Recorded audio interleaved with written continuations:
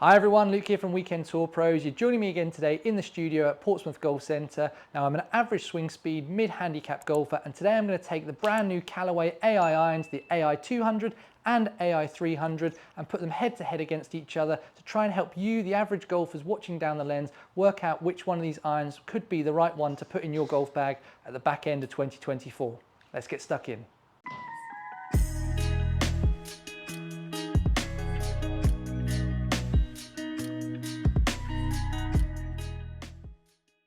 So before we start hitting shots with both of these irons, I just want to tell you a little bit about their construction and how they look, because I think Callaway have made a couple of strokes of genius with the way they've designed these two irons.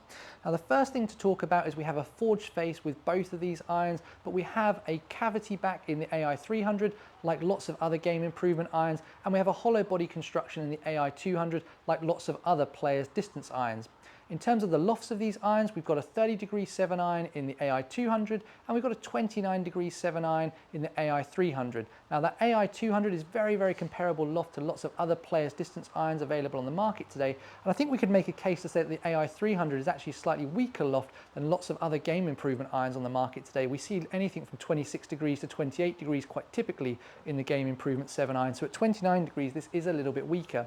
The first stroke of genius though that I think that Callaway have made is that the lofts graduate by exactly the same number throughout the whole set. So there's 1 degree of difference from 5 iron all the way up to pitching wedge, and we'll come on to the reason for that in a second. In terms of the other stroke of genius from Callaway, is just how similar these two irons look. When you put them down at address for the first time, you could be forgiven thinking they're just different irons in the same set. The reason for that is we have got a slightly thicker top line in the Ai300 and a fraction more offset, both of which will inspire confidence and give you a little bit more forgiveness. When we flip the irons over and look at their soles, we can see that once again there is a little bit of a thicker sole with that Ai300, once again just to give you that little bit more confidence and a little bit more forgiveness if you don't have as good control with your low point versus the Ai200, but again they are very similar looking.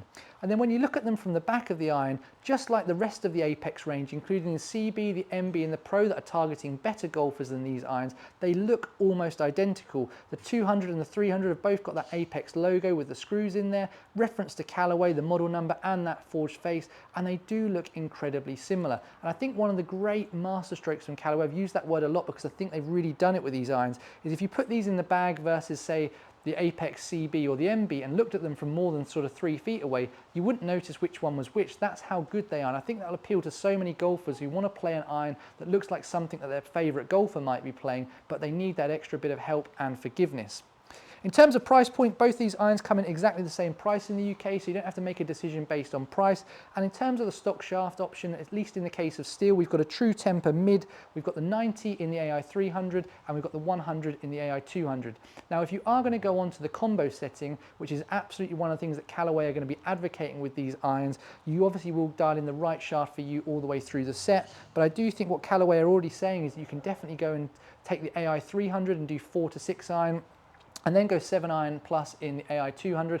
Obviously, if you are the golfer that needs a bit more help throughout the bag, play the Ai300. If you're the golfer that's a bit more looking for a player's distance iron, your handicap's coming down, then obviously you could also use that Ai200 through the bag as well. Right, now all we need to do is hit some shots with both of them and see how they perform, see how they feel, and see how they compare to other irons in this category. So let's do that now.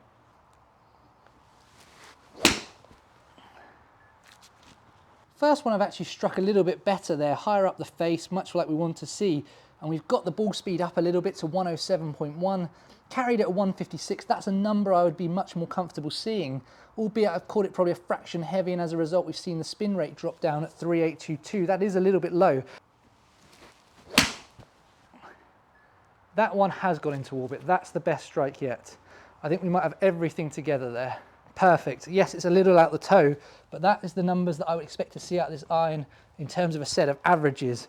Ball speed at 107, carrying at 151, spinning just under that magic 5,000 number that I'm looking for, but that launch of 21 is good. That land angle is over the 45 magic number that I look for, and that height of 87 feet, absolutely perfect. Right, what we need to do is get a batch of those like that now, where we're out the middle.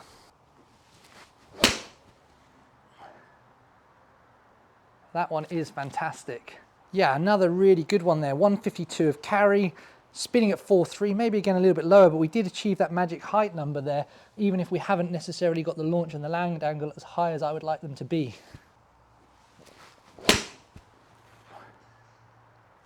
But that is forgiveness there. Look at that, out of the toe. All of the ones out the toe that I've caught a little bit heavy have spun within about 100 revs of each other, but impressively it's still got out there at 152 yards. Again, the launch, the height and the land angle are a little bit lower because of that slightly porous strike. But that is impressive that you can hit 3 slightly heavy shots at my handicap level and deliver numbers that are very, very similar. I just want to hit more good ones so we can at least see what they're capable of when they're flushed. Like that. Oh my God. That's so good. Now we're talking. We've absolutely flushed one with every aspect of it. We've got the strike in the right location. We've got good speed in terms of ball speed climbing above 110, which is really fast for me whenever I'm testing any irons. Carry has now jumped to 161.4. Spin rate of 4.379 is very similar to what we've seen on a couple of good strikes. We've seen 3/8 of spin on heavy strikes, 4/8 of spins on slightly thin strikes. 4.3 has been on, or 4.4 has been the number on all of the kind of good strikes. Look how high that peak height has got there, 90.8 feet, and that land angle is above the magic 45. That's what they're capable of out of the middle. I just need to do more of that. That's another unreal one. They do feel great out the middle. They really do feel great out the middle. And look at that, again, you get the strike right, and that's probably, well, maybe even a fraction heavy because that spin rate matches all of the slightly heavy ones we've had so far, and we've got 160 of carry, ball speed at 109, but again, look at that peak height, 85 feet. Just starting to get a feel for my swing today now, and just feel like it would be worth just hitting a couple more with this one before we move on, just so we've got enough of a good data set to use. But 156.9 yards of carry, launching again like we've seen on every one of the good strikes that are middled, around 4,400 of spin. We've got that land angle and we've got that peak height exactly above the numbers that I want to see. Oh my God, that's so good. It feels great out the middle. I really do enjoy hitting it. But look at that there, 111. It's the fastest ball speed we've got, carrying at 162. That spin once again out of the middle at 4.4. It's just so consistent. Peak height again there and land angle, so great. I want to hit one more with these. Really just want to hit one more because I'm enjoying hitting them. That's a lovely one to finish on. Just found a bit of my swing now in the last few and they've been great.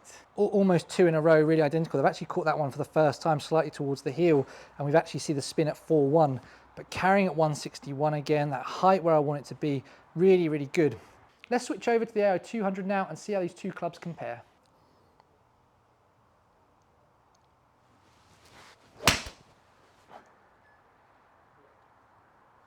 Wow, that's a lovely start with the Ai200. So, first strike out of the gate, we've got it right out of the meat.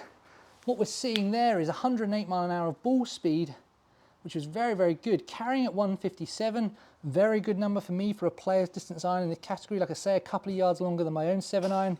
Interesting to see the spin there at 4.149, a little bit lower than we got out of a flushed one with the Ai300. And we did see that peak height that I'm looking for above 80 feet. But we're not seeing that launch above 21 that I really like to see, or that land angle just yet above 45. But that's first one out the gate. We have struck it okay as well, and it is a really good set of numbers.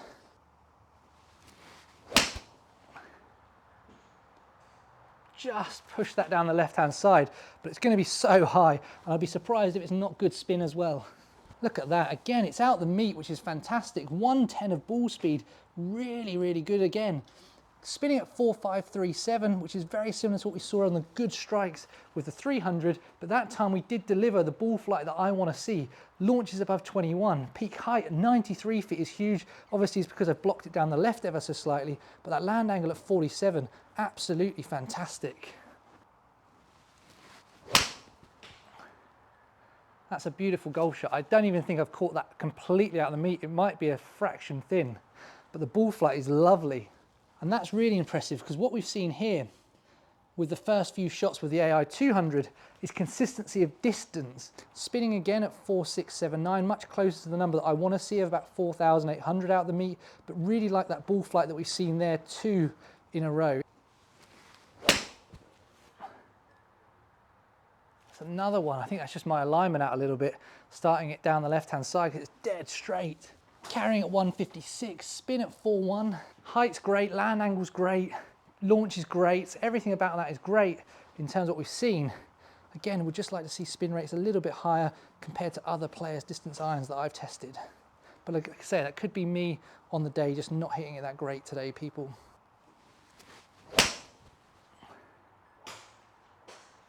Just a slight bit down the right-hand side. Can't think of how many I've hit today that have carried 156 point whatever with the Ai200. It's really, really impressive how consistent that's been. And again, spin rate's very, very similar on each of those shots. One thing I just want to talk about is differences in feels at this point. Now I've hit a number of shots with both of them.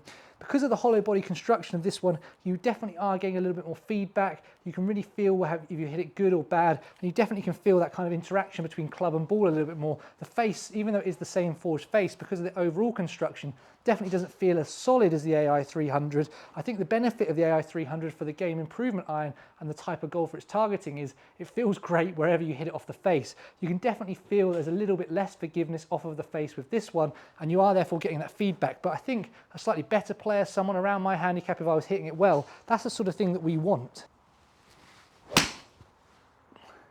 109 of ball speed, 157.6 of carry, 4276 on spin. All those other number ball flights very close or thereabouts of what I want to see. That's 2 in a row that are absolutely awesome. Just conscious that I was hitting it, slowing down a little bit. I've tried to flush or speed up on the last couple. And look at that, 78.5 of club, one of my fastest of the day. That carry again at 156. We've seen the magic spin rate number of 5,000. That ball speed is one of the fastest that we've had as well. Maybe I just need to try and hit it harder rather than papping it where I'm struggling. Just go after it. Because those last 3, albeit they're not necessarily flush down the middle, they're giving us good numbers of what this iron's capable of. And they're the first ones that we've seen the spin rates on good strikes get above that magic 5,000 number that I want to see. And it's in there, it's in these irons. It's just me that's been holding it back. A couple more now that we're getting some feels. Let's just hit these last couple flush and let's get some good final numbers to finish on. That's another one. Wow, and there we have done it. We've broken the 160 barrier with this iron as well, and everything about it is great.